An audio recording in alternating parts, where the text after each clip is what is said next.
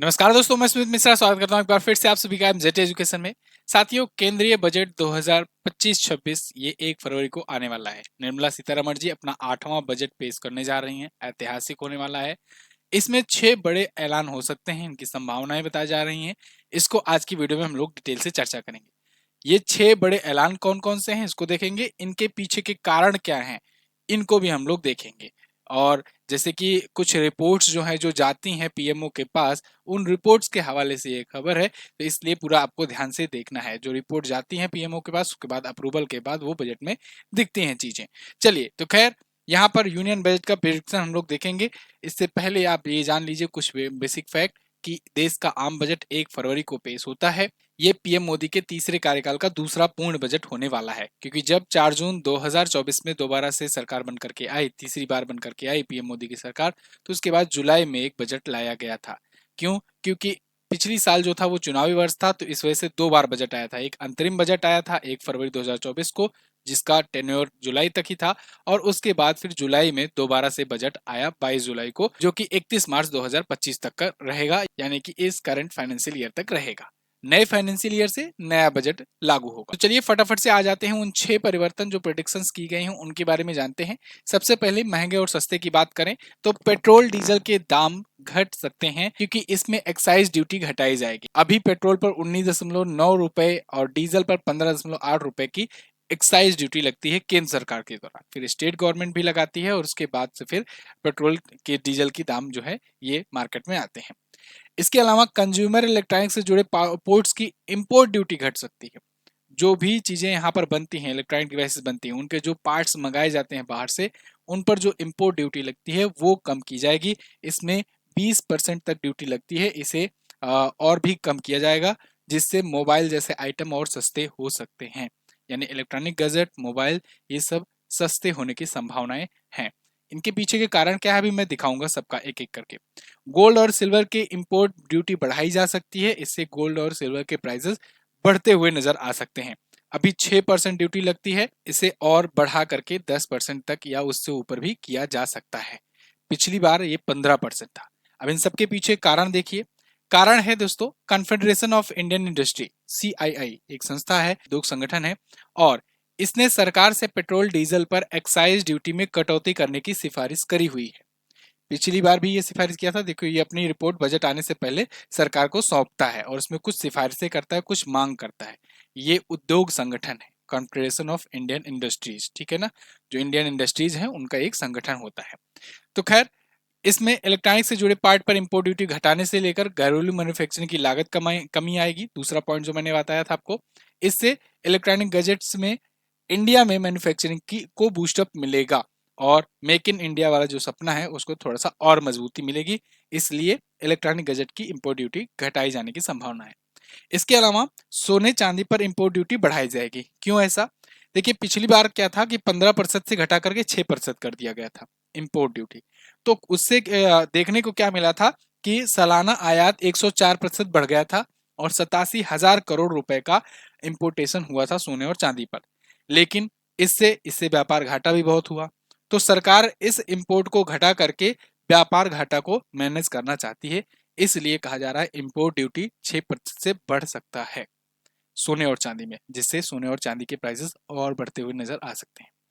खैर, दूसरा जो है सबसे बड़ा परिवर्तन देखने को मिल सकता है इनकम टैक्स स्लैब में।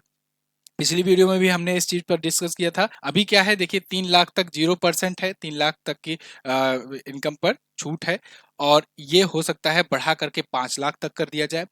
और दूसरा ये कि जो फ्री टैक्स वैल्यू है, मतलब कि 7 लाख तक की इनकम पर कोई टैक्स नहीं लिया जाता है, वो हो सकता है 10 लाख तक की इनकम पर कर दिया जाए।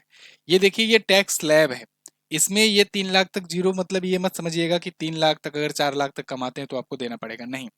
7 लाख तक की इनकम पर टैक्स फ्री होता है। ये टेबल तब अप्लाई होता है जब आप 7 लाख से ज्यादा अर्न कर रहे होते हो, तो वो भी बढ़ाया जा सकता है। वो इस बार 10 लाख तक किया जा सकता है। और ये टेबल में भी परिवर्तन देखने को मिल सकता है कि मतलब अगर आप 10 लाख से ऊपर भी कमाते हो, तो जब ये टेबल अप्लाई होगा तो फिर उसमें हो सकता है 5 लाख तक इनकम पर 0% हो टैक्स। इसके बाद फिर ये 3 से 7 लाख या जो भी इसका जो नेट टैक्स रिजिम बनेगा, अगर मान लो यहाँ पर चेंजेस देखने को मिलेगा, तो फिर वहां पर उसके अकॉर्डिंग यहाँ टैक्स लगेगा। और इस टेबल में भी एक परिवर्तन देखने को मिल सकता है कि इसमें 15 लाख से 20 लाख तक के रुपए के बीच की जो इनकम है उसके लिए 25% का नया टैक्स ब्रैकेट लाया जा सकता है। मतलब 15 से 20 लाख के बीच में एक ब्रैकेट और बढ़ सकता है। अभी देखिए इसमें 6 टैक्स ब्रैकेट हैं, हो सकता है आगे 7 हो। तो मतलब आपको ये न्यू टैक्स रिजीम का जो ये टेबल चार्ट है इसमें परिवर्तन देखने को मिलेगा। इसमें काफी कुछ बदला हुआ नजर आएगा नए वाले में। इसके पीछे का कारण क्या है? इसके पीछे का कारण वही पुराना है कि सरकार चाहती है कि ज्यादा से ज्यादा लोग नए टैक्स रिजीम में शिफ्ट हों। नए टैक्स रिजीम में ज्यादा डॉक्यूमेंटेशन की झंझट नहीं होती है, साथ ही साथ में ये पिछले वाले से ज्यादा आसान भी है। हालांकि अभी भी बहुत सारे लोग पुराने वाले टैक्स रिजीम में के तहत अपना टैक्स पे कर रहे हैं। सरकार अट्रैक्ट कर रही है नए की तरफ, और हो सकता है इस बार पुराने वाले को बंद भी कर दिया जाए। क्योंकि 2 साल हो गए हैं ऑलरेडी, 3 साल, तो इस बार हो सकता है पुराने वाले को बंद कर दिया जाए और नए वाले को ज्वाइन करना मजबूरी भी बन सकती है लोगों को। तीसरा क्या है? योजनाओं में परिवर्तन देखने को मिल सकता है। 3 बड़ी योजनाओं में परिवर्तन देखने को मिल सकता है। कौन कौन? पीएम किसान सम्मान निधि, ये 6,000 अभी मिलते हैं सालाना, ये हो सकता है अब 12,000 सालाना मिले किसानों को। क्योंकि देखो अभी 8वें वेतन आयोग की घोषणा हुई है, तो जब 8वें वेतन आयोग की घोषणा हुई तो उसके बाद तो सरकारी कर्मचारियों को तो ठीक है उसका लाभ मिलेगा, 2026 से ये लागू हो जाएगा तो। लेकिन बाकी किसानों को क्या मिलेगा? इसके लिए काफी लोग जो है सोशल मीडिया वगैरह पर मांग उठा रहे थे कि भाई सब कुछ सरकारी नौकरी वालों को ही दे दोगे तो आम जनता को क्या मिलेगा, उनके लिए भी तो कुछ करो। तो हो सकता है आपको यहाँ पर जो पीएम किसान निधि सम्मान निधि जो मिलती थी 6,000 रुपए, ये बढ़ा करके 12,000 रुपए सालाना कर दिया जाए। ये 3 किस्तों में दिए जाते हैं और अभी 9.4 करोड़ से ज्यादा किसान इससे लाभान्वित होते हैं। तो हो सकता है ये आगे चल करके 4-4 हजार की 3 किस्तों में या 2-2 हजार की 6 किस्तों में दिया जा सकता है। दूसरा, आयुष्मान भारत योजना। आयुष्मान भारत योजना आप जानते हो विश्व की, भारत ही नहीं विश्व की सबसे बड़ी हेल्थ इंश्योरेंस स्कीम है। तो इसमें अब पिछली बार क्या किया गया था कि 70 साल से ज्यादा के बुजुर्गों को इस योजना का मुफ्त लाभ दे दिया गया था। इसके अलावा आयुष्मान कार्ड जो होता है, मतलब 70 साल से ऊपर जो है वो सबके लिए अप्लाई होगा चाहे जिस वर्ग के आते हो। और इसके अलावा जो आयुष्मान कार्ड धारक होते थे उनको मिलता था इसका इसका लाभ। क्या लाभ मिलता था? कि वो सालाना 5 लाख रुपए तक का मुफ्त में इलाज करा सकते थे, आयुष्मान कार्ड धारक होते थे जो वो। इस बार इसको थोड़ा सा और बढ़ाया जा सकता है, क्योंकि देखो मेडिकल ट्रीटमेंट लगातार महंगा होता जा रहा है। 5 लाख में बहुत सारे रोग, बहुत सारे उपचार कवर नहीं हो पाते हैं। तो ऐसे में हो सकता है ये बढ़ा करके इसका दायरा 10 लाख या 15 लाख भी कर दिया जाए। इसके अलावा अटल पेंशन योजना। अटल पेंशन योजना 2015 में शुरू की गई थी और इसमें अभी तक कोई परिवर्तन नहीं हुआ है। तो 10 साल से ज्यादा हो गए हैं और काफी सक्सेस रही है, तो इसमें हो सकता है इस बार चेंजेस भी देखने को मिले, कुछ इसका दायरा बढ़ाया जा सकता है। इसमें पेंशन की राशि दोगुनी की जा सकती है, जो 5,000 रुपए मिलती थी ये 10,000 की जा सकती है, क्योंकि इससे बहुत सारे लोगों को फायदा मिला है अभी तक। चलिए, तो ये 3 के पीछे का कारण क्या है इसको जान लेते हैं। एक्चुअली में संसद की जो अस्थाई समिति है इसने किसान सम्मान निधि को बढ़ाकर 12,000 करने की सिफारिश की है। तो किसानों की मांग उठा रहे हैं संसद की अस्थाई समिति, तो इससे लिए हो सकता है इसको सुना जाए सरकार के द्वारा। सरकार ज्यादा से ज्यादा लोगों को बेहतर हेल्थ फैसिलिटी देना चाहती है, इसलिए इसका जो आयुष्मान योजना है उसमें परिवर्तन हो सकता है।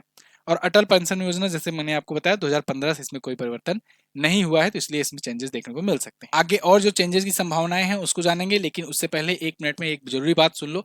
ब्रह्मास्त्र करंट अफेयर की पुस्तक आ चुकी है दोस्तों, हाईएस्ट पॉजिटिव रेटिंग के साथ ये पुस्तक आपको अमेजन और फ्लिपकार्ट पर मिल जाएगी। जितनी भी बुक्स अवेलेबल है मार्केट में करंट अफेयर की, उनमें सबसे बेहतर कंटेंट के साथ, सबसे ज्यादा कवरेज के साथ ये आपको बुक मिल रही है। अगर आप किसी भी इंडिया के कॉम्पिटिटिव एग्जाम की तैयारी कर रहे हो तो उन सबके लिए इंपॉर्टेंट है। अगर आप नहीं कर रहे हो, आपके घर में कोई कर रहा है, तो उनको ये बुक रिकमेंड कीजिए। इसमें चैप्टर वाइज डिटेल कंटेंट होता है प्रश्नोत्तर माध्यम में, जिससे जो स्टूडेंट है उसको डायरेक्टली क्वेश्चंस मिल जाते हैं कि किस टाइप से क्वेश्चन पूछे जाते हैं।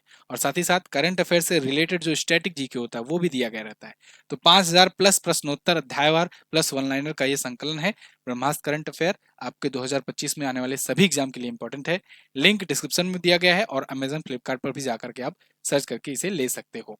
चलिए आगे देखते हैं। एकीकृत राष्ट्रीय रोजगार नीति लाई जा सकती है, ये नौकरी पेशा वालों के लिए है। हो सकता है यूनिफाइड नेशनल एम्प्लॉयमेंट पॉलिसी लाई जाए, इसकी काफी ज्यादा चर्चा चल रही है। तो इसको लाए जाने से क्या होगा कि रोजगार देने वाली जो अलग अलग मंत्रालय की योजनाएं हैं उनको सबको एकीकृत किया जाएगा।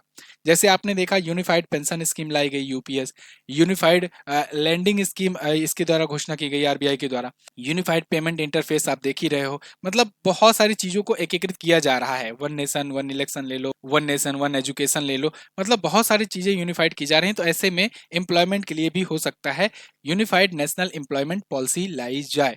और ये अगर आता है तो फिर इससे बहुत सारे लोगों को एक साथ एक ही छतरी के नीचे लाया जाएगा, रोजगार देने वाली संस्थाओं को, और उससे रोजगार में थोड़ा सा इंप्रूवमेंट देखने को मिलेगा। इसका जो प्रोसेस है उसमें तेजी आएगी एम्प्लॉयमेंट में, ठीक है। जो 6-6 साल लग जाते हैं, 4-4 साल लग जाते हैं एग्जाम पूरा कंप्लीट होने में, वो थोड़ा जल्दी हो पाएगा। ग्रामीण इलाकों से के सरकारी ऑफिसों में काम करने के लिए इंटर्नशिप प्रोग्राम की घोषणा हो सकती है। इंटर्नशिप केवल ग्रेजुएट युवाओं के लिए होगी। सरकारी ऑफिस में हो सकता है इंटर्नशिप के तहत ग्रेजुएट्स को लिए जाएं, उनको इंटर्नशिप के तौर पर काम कराया जाए, ठीक है, बिना कोई ऐसा सिलेक्शन प्रोसेस का अपनाए हुए। विदेशों में नौकरी दिलाने की मदद के लिए इंटरनेशनल मोबिलिटी अथॉरिटी बनाई जा सकती है।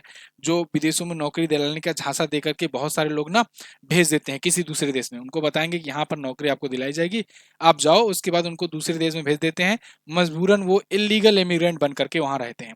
और आपने देखा अभी अमेरिका से भारत को वापस लाना पड़ रहा है 18,000 ऐसे इलीगल इमिग्रेंट्स जो हैं भारतीय अमेरिका में। ऐसे ही भारत सरकार ने यह भी कहा है कि अमेरिका ही नहीं बल्कि दुनिया भर के जितने भी देशों में इलीगल भारतीय जाकर के रह रहे हैं उनको भारत सरकार वापस लाएगी। वहां पर यहाँ से नौकरी का झांसा दे करके जो दलाल लोग होते हैं वो भेज देते हैं, उसके बाद फिर वो फोन नहीं उठाते हैं, वहां पर उनका वीजा छीन लिया जाता है और बेचारे मजदूरी करते हैं। तो ऐसा कुछ ना हो पाए, एक अथॉरिटी रहेगी इंटरनेशनल मोबिलिटी अथॉरिटी, जो विदेशों में नौकरी दिलाने के लिए मदद करेगी और वो लीगल तौर पर वहां पर नौकरी दिलाएगी, कोई झांसा नहीं होगा, फ्रॉड नहीं होगा। तो देखिए इसके पीछे के कारण समझते हैं तीनों के। तो सीआईआई यानी कॉन्फेडरेशन ऑफ इंडियन इंडस्ट्री ने एकीकृत राष्ट्रीय रोजगार नीति लाने की सिफारिश की है।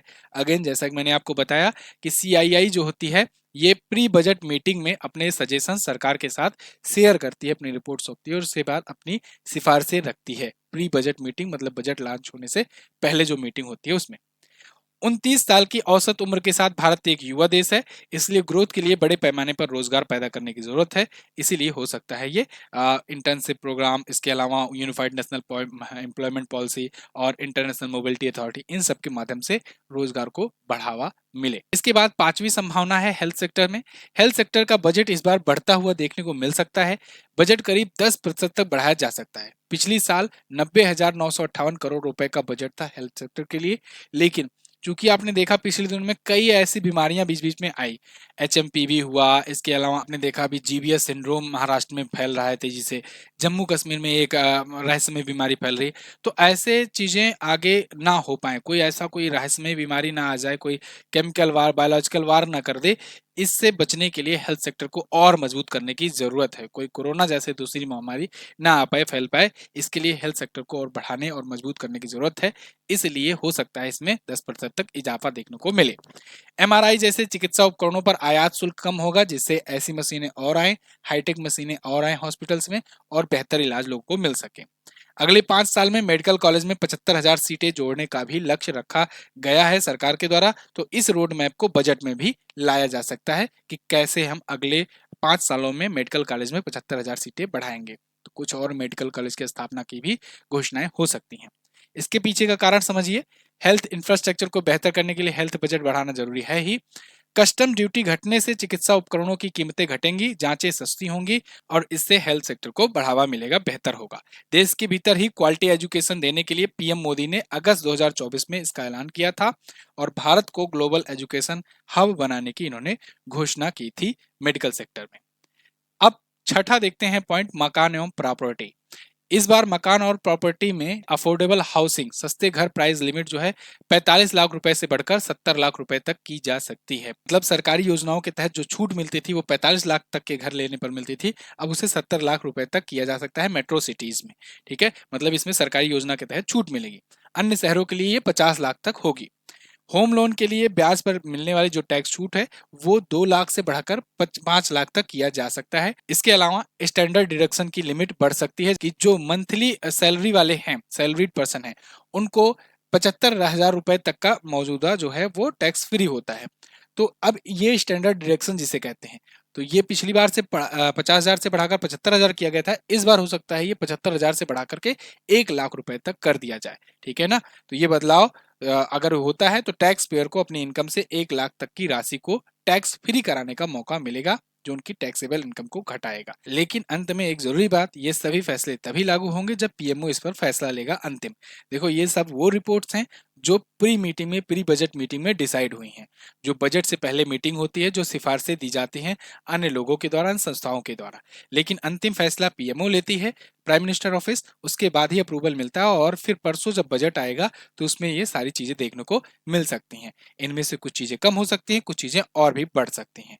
तो ये रिपोर्ट जो है ये दैनिक भास्कर के आप रेफरेंस के लिए देख सकते हो, लिंक डिस्क्रिप्शन में दिया गया है, वहां से भी जाकर के आप चीजों को पढ़ सकते हो। कुछ भी अपने मन से इसमें नहीं बताया गया है। आपकी क्या राय है आप लोग कमेंट करके जरूर बताइएगा। और कुछ और आसान भाषा में मैंने वीडियोज बना रखी हैं, जैसे यूनिफाइड पेंशन स्कीम क्या होता है, इसको आप आई बटन पर क्लिक करके देख सकते हैं। इसके अलावा 8वां वेतन आयोग क्या है, इससे क्या क्या होगा, कब ये लागू होगा, इसके बारे में जानकारी के लिए भी आप वीडियो को देख सकते हैं। दोनों का लिंक भी डिस्क्रिप्शन में दिया गया है। मिलते हैं परसों की वीडियो में, बजट की वीडियो में डिटेल से आपको एनालिसिस यहाँ पर कराई जाएगी। तब तक के लिए चैनल को सब्सक्राइब करके रखिए। मिलते हैं अगली वीडियो में, तब तक के लिए नमस्कार, जय हिंद, वंदे मातरम।